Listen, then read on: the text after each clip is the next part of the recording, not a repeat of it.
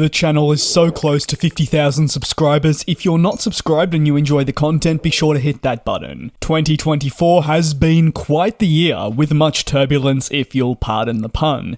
Aircraft manufacturers have had their ups and downs over recent years. We've seen them battle a global pandemic, the outbreak of conflict around the world, subsequent supply chain difficulties, labour shortages, and about everything in between. But 2024, at least for Boeing, can only really be labelled by most as a disaster that absolutely couldn't afford to happen given what has occurred across the last half a decade. But just what's going on at Boeing? 2024 initially was earmarked as a year when the American plane maker would continue focusing on its rebuilding efforts.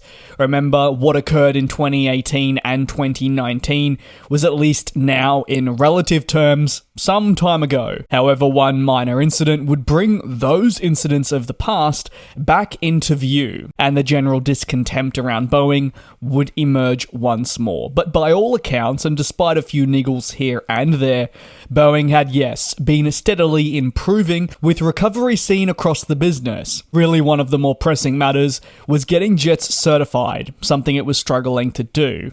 It was a year also where Boeing would look to increase production of its MAX to further rates that would see it benefit and its customers get the planes when they need them. But when a door blowout happened, question marks arose, and those would be increased when, upon groundings, further loose bolts were identified, indicating to us that this is a much more widespread problem. While this video won't delve into the incident, don't worry, I will look really at the aftermath to establish what's happening at the plane maker. For Boeing, any minor or significant incident we know couldn't happen. Yes, you could argue that no incident should ever happen, but especially for a manufacturer like Boeing, they couldn't afford it. The more I say that, the more silly it sounds, but hopefully you understand what I mean by that at least. For a door to blow out of a plane, this was an absolute no-no and shouldn't be occurring. Immediately, general procedures were initiated, such as launching investigations into why we saw what happened occur. However, the focus would shift from just the incident itself to why this was happening at Boeing internally, because we understood that this wasn't, say, a problem because of the airline or maybe a passenger on board. It was directly because of failures at Boeing and their board level. The Federal Aviation Administration also immediately launched its own audits on Boeing and its suppliers. However, what made this different from other incidents was the very public involvement of airline customers, who expressed their concerns and also assurances to the public that the planes that would be put in the air by Boeing were safe. It's an assurance that shouldn't necessarily need to be made. It should be industry standard. But obvious public concern then spiraled out of control and continues to this day, with, as you've probably noticed, every minor story, whether it is turbulence or whether it is something completely unrelated to being Boeing's fault, just because the name of Boeing is attached, well, it's going to make headlines. And this is where the brand image does take a toll, and the subsequent coverage that forms from this. The overall implications of the incident and the findings on Boeing were huge. Their ramifications felt in every corner of the business, and notably, where did a lot of the blame fall on? Well, not those who build the planes, who have time and time again proved that their skill has been taken over by pressures from executives, who they at least feel are not equipped with enough understandings of the actual complexities and requirements around building a plane safely. These executives were, remember again, initially employed to turn around the fortunes of Boeing following those late 2010 incidents that did see the executives in place at that point under a lot of fire too. And over the last 5 years, there was one thing on everyone's mind: recovery. However, the undoing was rapid, and 5 years of apparent work fell away, leaving Boeing's image tainted once more. In March, several leaders at Boeing announced their departures as the fallout continues, and new executives are believed to be a way forward.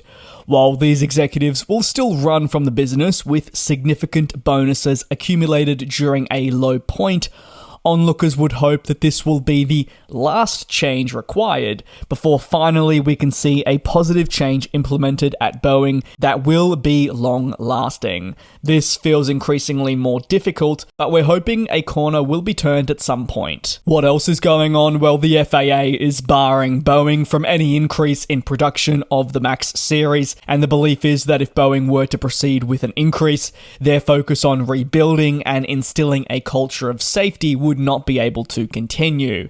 Additionally, Boeing must be forced to provide a thorough turnaround plan to the FAA to ensure that its process of building a new culture is adequate enough. Boeing was initially given 90 days to submit this plan, and only once the FAA is utterly satisfied will it be able to increase production. Interestingly, even if Boeing wanted to increase production now, it wouldn't really be able to. Well, technically it could, but theoretically no. And why is that? Well, production rates aren't exactly as stellar as you would expect. And while the FAA has placed a limit on how many planes per month Boeing can build, they're nowhere near reaching that rate. In fact, per news reports by Reuters and many others, the weekly production rate in March fell quite dramatically as the manufacturer battled an increased focus from the FAA. The FAA were inspecting production practices. Therefore, what did they have? A pretty big presence at their production plants. What does this do?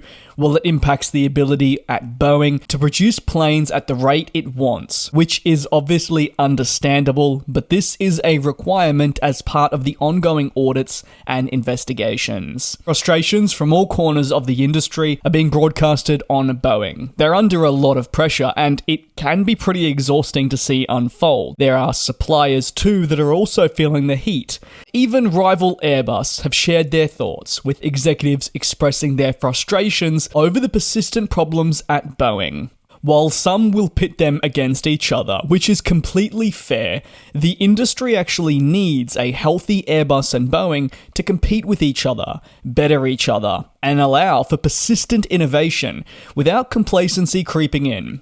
Airbus has held the title of the most successful manufacturer for several years now, but arguably how it actually acquired this title is maybe not in the manner it would have ideally wanted.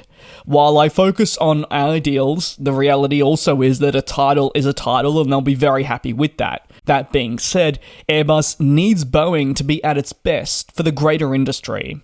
So that's what's happening at Boeing. The reality is there very well could be a part 2 with where I go more in depth maybe on brand image or something else, and maybe there will be. But at least for this video, it acts as a bit of a recap to just show you some of the more significant developments that have occurred over the last 4 months. Boeing is also still battling the inability to certify narrow and wide-body jets, which is affecting its performance in several markets. But for now, it has much bigger and more pressing concerns like ongoing investigations it needs to navigate through, and also audits from the FAA. That's going to conclude today's aviation analysis on what's happening at Boeing. This will certainly attract a lot of attention down below in the comments, so as always, feel free to drop your thoughts on any of the topics I covered. If not, maybe there's something else you want to discuss. I'm sure someone will be willing to join you there down below in the comments. Thanks again for your support. Take care, be safe. I'll see you in a couple of days for your latest industry analysis